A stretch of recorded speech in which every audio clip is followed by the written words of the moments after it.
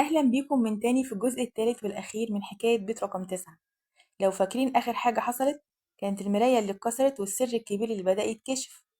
النهاردة هنكمل ونشوف هل فعلا في طريقة توقف اللعنة، وهل سمر هتقدر تنجي نفسها قبل فوات الأوان. استعدوا لأن اللي جاي أقوى بكتير. من يوم ما ليلى خرجت من المراية وسمر حياتها اتشقلبت. كل ليلة تسمع صوت خطوات تحت شباكها وريحة دخان في أوضتها، ووش ليلى بيظهر لها في المرايات يقول لها: انتي السبب، انتي اللي فتحتيلي الباب. بس سمر ما استسلمتش، بدأت تدور، تقرا، تسأل، لحد ما وصلت لمعلومة صغيرة في دفتر قديم لجدتها مكتوب فيه: السحر الأسود بيتقفل بحاجة واحدة، اللي بدأ السحر هو اللي ينهيه. سمر فهمت إن الحل الوحيد إنها تحبس روح ليلى تاني جوه المراية، لكن علشان ده يحصل لازم ليلى تظهر قدام المراية وتكون ضعيفة. رجعت سمر بيت رقم 9. البيت بقى أغمق من أي وقت، وكل ما تمشي الأرض والحيطان تطقطق كأنها بتتنفس. دخلت الأوضة اللي فيها المراية، ولما قربت منها ظهر وش ليلى.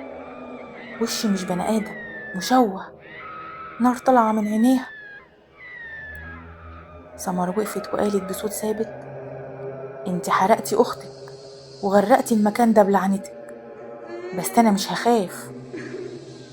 رفعت في وشها تعويذة كانت كاتباها بإيديها وبدأت تقراها بصوت عالي: I know you can't see me, but I'm standing right beside you.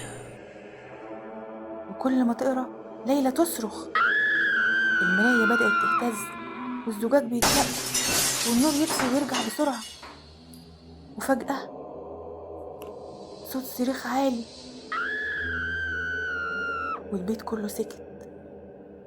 المراية رجعت هادية ووش ليلى اختفى والنور دخل الأوضة لأول مرة.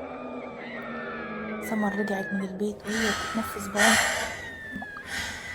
بصت للبيت رقم 9 وشافته لأول مرة بيت عادي من غير روح، من غير لعنة. وسمعت صوت خافت في ودانها بيهمس: شكرا. كانت دي لبنى. سمر قفلت باب البيت